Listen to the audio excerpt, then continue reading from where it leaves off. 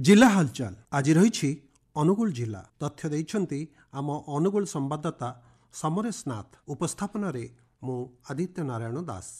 Angul police प्रशासन पक्षरु छेलियापड़ा प्यारेड पड़ियाठारे 90तम Odisha police प्रतिष्ठा दिवस पालित हो जाइछि। एही दिवस पालन अवसर में पुलिस प्यारेड समारोह रे आरक्षी महानिरीक्षक उत्तर केन्द्रांचल आरक्षी प्रशिक्षण महाविद्यालय अध्यक्ष सत्यव्रत भोई प्रमुख जोग देइथिले।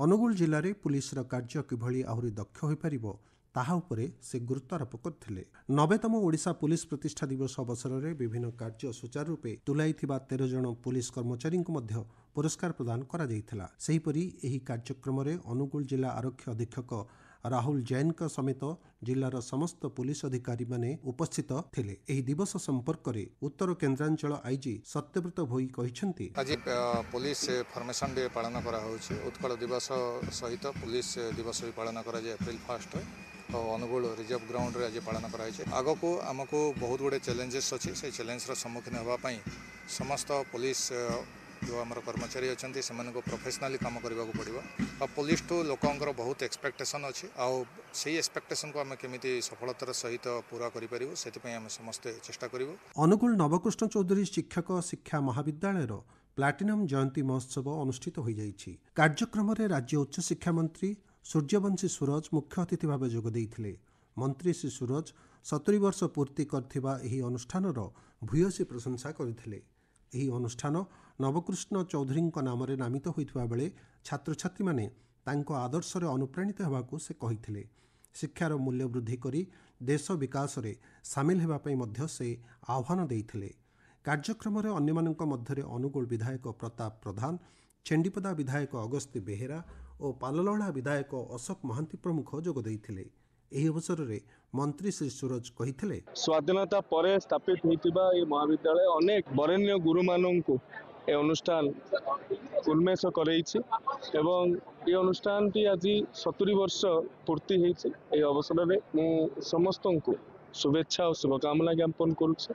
ये अनुष्ठान रो उन्नति जहाँ सरकार द्वारा प्रयोजनीय हेबो ताहाको आमे निश्चित भाव में पालन करूँ एवं ए अनुष्ठान में इंटीग्रेटेड बीईडी जोटा आईटेप कोर्स कहुच्छे खोलिबा पई गत मासरे आमे एमओयू स्वाक्षरित करिछु जोटा कि पिलामानंक पई एक एनईपी इम्प्लीमेंटेशन रे सहायक हेबो बोली हम आशा व्यक्त करू। स्थानीय बिजु मैदान ठारे जिला स्तरीय जातीय पंचायत राज दिवस 2025 महासमारोह रे अनुष्ठित हो जाइछि। कार्यक्रम रे अनुगुल विधायक प्रताप चंद्र प्रधान, पाललहड़ा विधायक अशोक महांती, जिलापाल अब्दाल मोहम्मद अख्तार प्रमुख जोगदे कार्यक्रम शुभ उद्घाटन करथिले।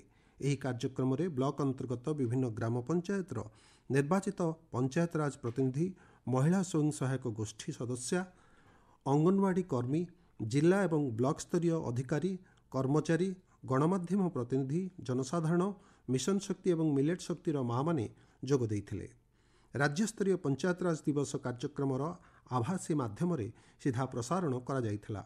अतिथि मानक द्वारा श्रेष्ठ पंचायत पुरस्कार, पंचदश अर्थ आयोगर अर्थराशि बंटन, नूतन खाउटी कार्ड बंटन, महात्मा गांधी निश्चित कर्मनियुक्ति योजना रे 100 गोटी कार्य दिवस पूरण करथिबा व्यक्ति को सम्मानित करा जाइथिला और अन्यान्य योजनार कार्यादेश बंटन करा जाइथिला। अनुगुल जिला बीजेपी कार्यालय रे सक्रिय सदस्य सम्मेलन अनुष्ठित हो जाइछि। बीजेपी अनुगुल विधानसभा स्तरीय सक्रिय सदस्य सम्मेलन जिला सभापति जजाति पट्टनायक अध्यक्षतार अनुष्ठित होइथिला। सम्मेलन रे अनुगुल विधायक प्रताप चंद्र प्रधान जोगदे प्रधानमंत्री नरेंद्र मोदी विकसित भारत पई विकसित अनुगुल गठन करने दिगरे केन्द्रमंत्री धर्मेंद्र प्रधान और मुख्यमंत्री मोहन माझी सदासर्वदा अनुगुल प्रति सबु क्षेत्र में विकास पई कार्य जारी रही बोली से कहिथिले। दिलीप प्रधान और अन्य नेतृवृंद उपस्थित रही बीजेपी प्रतिष्ठा दिवस पक्षरे विभिन्न विषय में वक्तव्य रखिथिले और दलर संगठन किपरि आहुरी सुदृढ़ करा से संपर्क में आलोचना करथिले। एही सक्रिय सदस्य सम्मेलन रे अनुगुल जिला बीजेपी पूर्वतन सभापति दिलेश्वर प्रधान जोगदे सांगठनिक आलोचना करथिले।